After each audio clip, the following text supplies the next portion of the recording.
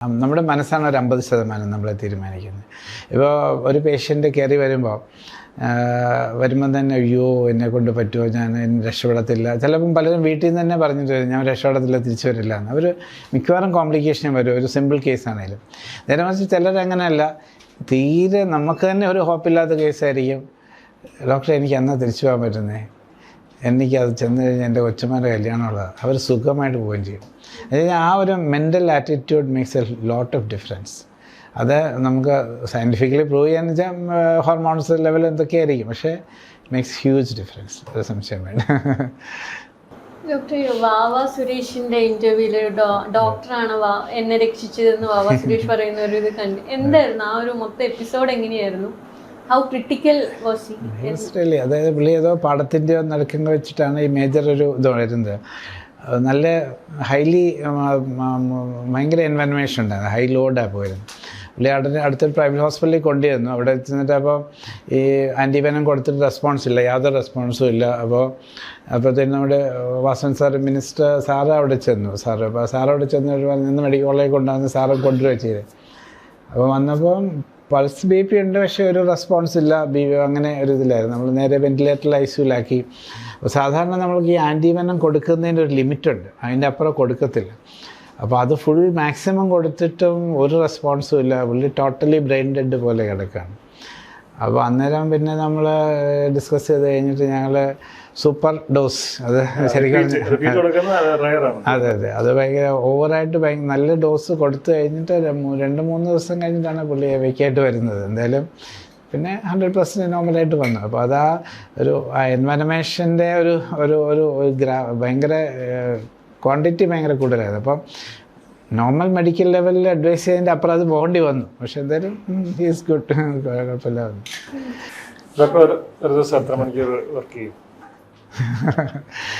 സാധാരണ ഞാൻ വീട്ടിൽ പോകുന്നത് 1 മണി 2 മണി രാത്രി. രാവിലെ ഒരു 6:30 ആകുമ്പോഴത്തേനും എണീറ്റ് റെഡിയായി യോഗയൊക്കെ കഴിഞ്ഞ് കഴിയാൻ പറ്റും. 7:30 to 8. ചില ദിവസം രാത്രിയിൽ നിൽക്കേണ്ടി വരും, എമർജൻസി കേസ് പ്രോബ്ലം ഉണ്ടെങ്കിൽ അവിടെ തന്നെ നിൽക്കും. ഇപ്പം ആഴ്ചയിൽ 5 ദിവസം അവിടെ ലക്ഷ്മി എന്ന് രാവിലെ പറയുന്നുണ്ടായിരുന്നു, റെക്കോർഡ് ചെയ്യുന്ന അവിടെ ഡ്യൂട്ടി അവിടെ തന്നെ ഒരു അലമാരിയും കൂടെ വെച്ചേക്കാം സാധനം.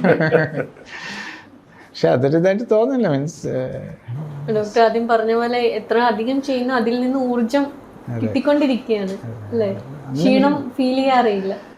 ചിലപ്പം മടിക്കും കേട്ടോ. എന്ന് വെച്ചാൽ 3-4 ദിവസമൊക്കെ കണ്ടിന്യൂസ്. എന്ന് മാത്രമല്ല, സർജറി മാത്രമല്ല ഒന്ന്, വേറെ എല്ലാ പ്രോബ്ലംസും കൂടെ വരുമ്പോൾ പിന്നെ നമുക്ക് ഈ മെൻ്റൽ ഇതിൻ്റെ ഇതെന്ന് വെച്ച് കഴിഞ്ഞാൽ എല്ലാ റിസൾട്ടും നന്നായിട്ട് പോകുമ്പോൾ കുഴപ്പമില്ല. ഒരു പേഷ്യൻ്റ് സിക്കായാൽ നമ്മൾ മടുക്കും, പെട്ടെന്ന് മടുക്കും. ഒരു പേഷ്യൻ്റ് സിക്കാണെങ്കിൽ അതിങ്ങനെ മനസ്സിൽ കിടന്ന് തിരിയും, അത് അങ്ങനെ ചെയ്താൽ മതി, ഇങ്ങനെ ചെയ്താൽ മതി, അത് ചെയ്യണം. അപ്പോൾ സോ അങ്ങനത്തെ സിറ്റുവേഷനിൽ നമ്മൾ കുറച്ച് ഏതെങ്കിലും ഒരു കേസ് ഇതുപോലെ കോംപ്ലിക്കേഷനായി ഡോക്ടർക്ക് ജീവൻ രക്ഷിക്കാൻ പറ്റാതെ പോയതെങ്കിലും ഇമോഷണലായിട്ട് ഡോക്ടറെ കണക്ട് ചെയ്യുന്ന അതുണ്ട്. നമ്മൾ ചിലപ്പോൾ കരഞ്ഞു പോകും, നമ്മൾ റൂമിൽ വന്നിരുന്ന് കണ്ണടച്ച് കരയും. കഴിഞ്ഞാൽ അതിൽ ഇപ്പോൾ ഏറ്റവും ഞാൻ എപ്പോഴും അങ്ങനെ വരുമ്പോൾ നമ്മൾ കോവിഡ് കാലഘട്ടത്തിൽ ഒത്തിരി കേസുകളുണ്ട്.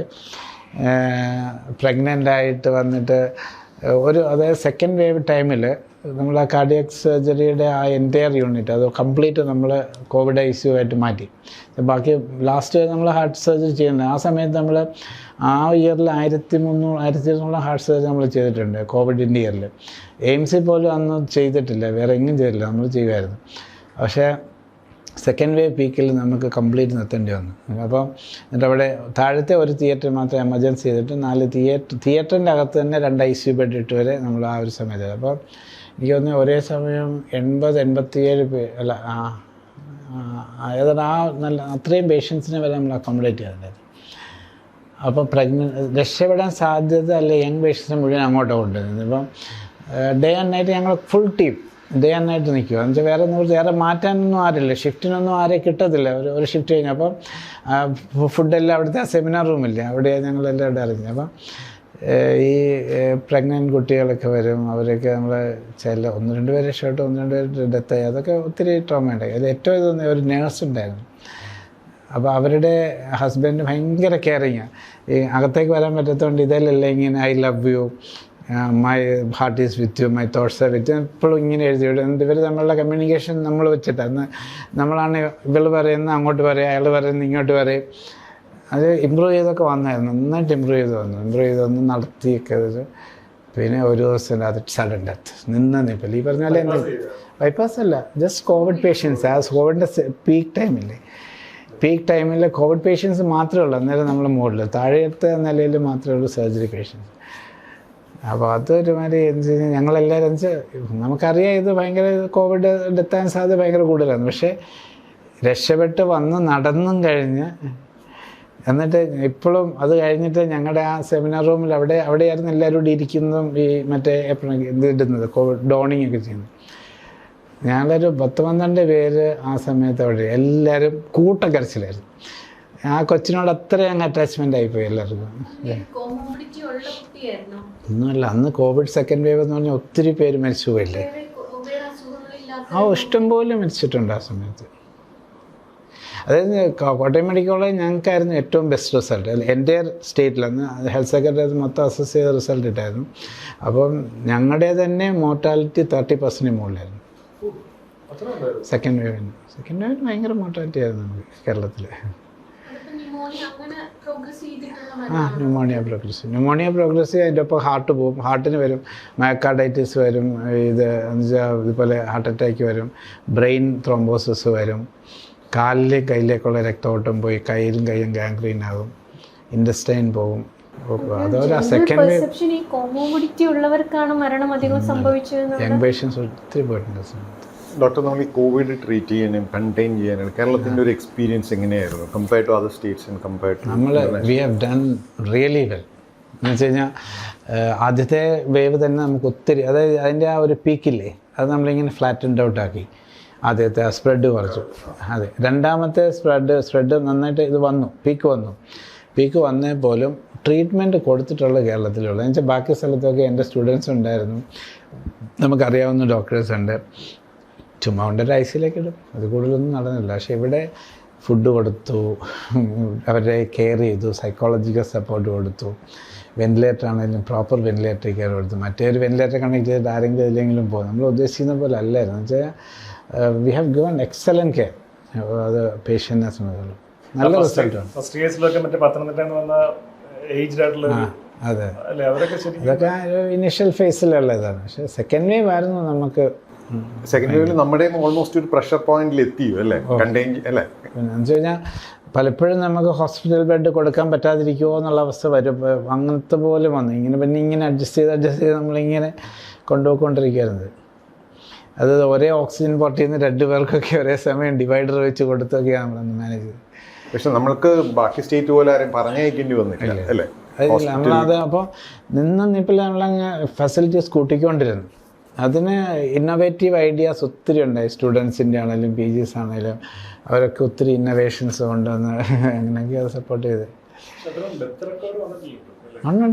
നമ്മുടെ റെക്കോർഡ്സ് കറക്റ്റായിട്ട് തന്നെ വന്നിട്ടുണ്ട്. സെക്കൻഡ് വേവിൽ എല്ലായിടത്തും ഓവറോൾ ഇന്ത്യ തന്നെ ഭയങ്കര ഇതല്ലായിരുന്നു, ഭയങ്കരമായിട്ടുണ്ട്. പക്ഷെ നമ്മുടെ വരുന്നത് എന്താ വെച്ച് കഴിഞ്ഞാൽ ടോട്ടൽ പേഴ്സൻറ്റേജിൽ ഇപ്പോൾ പല കാറ്റഗറി ഉണ്ടല്ലോ. ഏറ്റവും സിക്കസ്റ്റ് കാറ്റഗറിയാണ് മെഡിക്കൽ കോളേജ് വരുന്നത്. മറ്റേതെല്ലാം നമ്മൾ ഈ കോവിഡ് സെൻറ്റേഴ്സിൽ കിടത്തല്ലേ ഉള്ളൂ, അവർക്ക് നോർമലി ഭക്ഷണം കഴിച്ചങ്ങ് പോകും. സിക്കസ്റ്റ് കാറ്റഗറിയിലാണ് ഞാൻ പറഞ്ഞത്.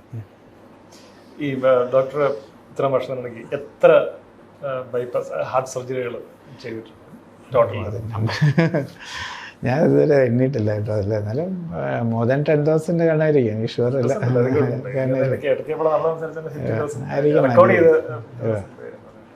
അതെനിക്ക് 1.5 വർഷം മുമ്പ് അറിയാം, 10,000-15,000 ഒക്കെ ആയിട്ടുണ്ടായിരിക്കും. ട്രാൻസ്പ്ലാന്റിന്റെ കോസ്റ്റ് വൈസ് മെഡിക്കൽ കോളേജ് പുറത്തുനിന്നുള്ള പ്രൈവറ്റ് എന്താണ് ഡിഫറൻസ് ഉണ്ടാവും? മേജർ ഡിഫറൻസ് ഉണ്ട്. ഇപ്പം നമുക്കൊരു ഹാർട്ട് ട്രാൻസ്പ്ലാന്റ് ചെയ്യുമ്പോൾ പ്രത്യേകിച്ച് ഇപ്പം ആരോഗ്യ ഇൻഷുറൻസ് ഒക്കെ ഉള്ള പേഷ്യൻറ്റിന് അവരുടെ കയ്യിൽ നിന്ന് കാര്യമായിട്ടൊന്നും ചിലവാകുന്നില്ല. അല്ലെങ്കിൽ അറൗണ്ട് 3 lakhs കൊണ്ട് നമുക്കൊരു ഹാർട്ട് ട്രാൻസ്പ്ലാന്റ് കഴിഞ്ഞ് പേഷ്യൻ വിടാൻ പറ്റും. പിന്നെ മന്ത്ലി എക്സ്പെൻസ് വരും. മന്ത്ലി എക്സ്പെൻസ് അവരുടെ ഓരോ ഇമ്മ്യൂണോളജി ഇതിൻ്റെ എടുക്കാൻ ചെയ്യുക, അത് 10,000 to 30,000 വരെ വരാം. ഇപ്പം ഭട്ടെന്ന് വെച്ചാൽ 8 years ഒക്കെ ആയവർക്കൊക്കെ മേ ബി 6,000 ഒക്കെ ആകുന്നുള്ളൂ പെർ മന്ത്. അത് വേരി ചെയ്തു. പ്രൈവറ്റിലെ ചാർജസ് എക്സാക്ട്ലി എനിക്കറിയില്ല, എന്നാലും 15 lakhs എങ്കിലും മിനിമം ആകുമെന്ന് തോന്നുന്നു. 15 to 20 lakhs എങ്കിലും ആകും. പക്ഷേ ഈ മെഡിക്കൽ കോളേജിൽ നമ്മൾ ട്രാൻസ്പ്ലാന്റ് ചെയ്യുമ്പോൾ സക്സസ് ആണ്, മറ്റേ സാധാരണ ആൾക്കാർക്ക് ഓപ്പർച്യൂണിറ്റി കിട്ടുന്നുണ്ടെങ്കിൽ ശരിയാണ്. പക്ഷെ അവരെത്രത്തോളം അവെയർ ആണ് ഇതിനെക്കുറിച്ച്, മുന്നോട്ടുള്ള അത് കഴിഞ്ഞിട്ടുള്ള ജീവിതത്തെക്കുറിച്ച്? അതൊരു വലിയ പ്രോബ്ലമാണ്. എന്ന് വെച്ച് കഴിഞ്ഞാൽ അവരെ നമുക്ക് ക്ലാസ്സെല്ലാം എടുക്കും. ഇവരെ നമ്മൾ ക്ലാസ് എടുത്തു, സൈക്കോളജിക്ക് എൻ്റെ ഫാമിലിക്ക് ക്ലാസ് എടുക്കും, ഇതെല്ലാം ചെയ്തിട്ടാണ് ചെയ്യുന്നത്. എന്നാൽ പോലും അവർ ബാക്ക് ടു ദ സൊസൈറ്റി ആകുമ്പോൾ അവർക്ക് ആ ഒരു ഡിസിപ്ലിൻ്റെ കുറേ പ്രോബ്ലംസ് ഉണ്ട്. കൃത്യമായിട്ട് മരുന്ന് കഴിക്കണം, കൃത്യമായിട്ട് ടെസ്റ്റ് ചെയ്യണം, അല്ലെങ്കിൽ ഈ അവോയ്ഡ് ചെയ്യേണ്ട കുറേ കാര്യങ്ങളുണ്ട്. അതൊക്കെ പലപ്പോഴും നമുക്ക് ഭയങ്കര പാടാണ് ആ ഒരു ക്ലാസ് നമുക്ക് പറഞ്ഞ് മനസ്സിലാക്കി മുമ്പോട്ട് കൊണ്ടുപോകാൻ. അതൊരു വലിയ പ്രോബ്ലം ഉണ്ട്. അല്ലെങ്കിൽ ഈവൻ പലപ്പോഴും ഫിനാൻഷ്യൽ ഇഷ്യൂസ് വരുമ്പോൾ ചിലപ്പോൾ അവർ മരുന്നങ്ങ് കുറച്ചെന്നിരിക്കും, അല്ലെങ്കിൽ ഒരു പർട്ടിക്കുലർ ടെസ്റ്റിന് വരേണ്ട സമയം വരാതിരിക്കും. അതർവൈസ് അവരപ്പം നോർമലാണല്ലോ, അവർക്ക് എല്ലാം ചെയ്യാൻ പറ്റും, ഫുള്ളി ആക്റ്റീവാണ്. അപ്പോൾ അവർ വിചാരിക്കുന്നത് കുഴപ്പമൊന്നുമില്ല എന്ന് വിചാരിച്ചിട്ട് അങ്ങ് വിട്ട് കളയും, പ്രയോറിറ്റി മാറ്റും. അതെ, ഹാർട്ട് ട്രാൻസ്പ്ലാന്റ് കഴിഞ്ഞിട്ട് എത്ര കാലം മരുന്ന് കഴിക്കേണ്ടി വരും? ലൈഫ് ലോങ് ആണ്. ഇമ്മ്യൂണോസപ്രഷൻ. ഡോക്ടർ, ട്രാൻസ്പ്ലാന്റ് കഴിഞ്ഞിട്ട് ലോങ്സ്റ്റ് ലൈഫ് സ്പാൻ കിട്ടിയിട്ടുള്ള എത്രയാണ് അത്? ഞാൻ എക്സാക്ട്ലി എയിംസിൽ അവർക്ക് 33-34 ഇയേഴ്സ് ആയി. ലേഡി ഉണ്ട്, ഷീ സ്റ്റിൽ അലൈവ്. അതെ, 33 30 ഇയേഴ്സ്. അത്രയാണ്.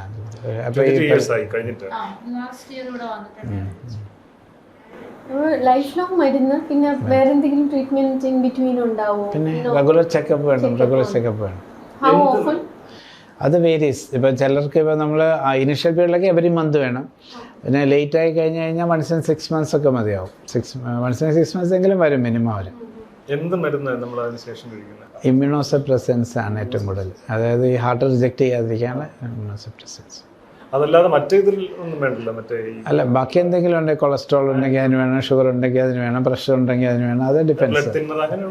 ആ ബ്ലഡ് തിന്നർ എക്കോസ്പിൻ സാധാരണ കൊടുക്കുക. എന്ന് വെച്ച് കഴിഞ്ഞാൽ അവർക്ക് ഈ ലോങ് ടൈം ഒന്നും വരാതെ അവർക്കും ഈ ഹാർട്ട് അറ്റാക്കിന് സാധ്യതയുണ്ട്. അപ്പോൾ അതിനുള്ളത് കൊടുക്കും.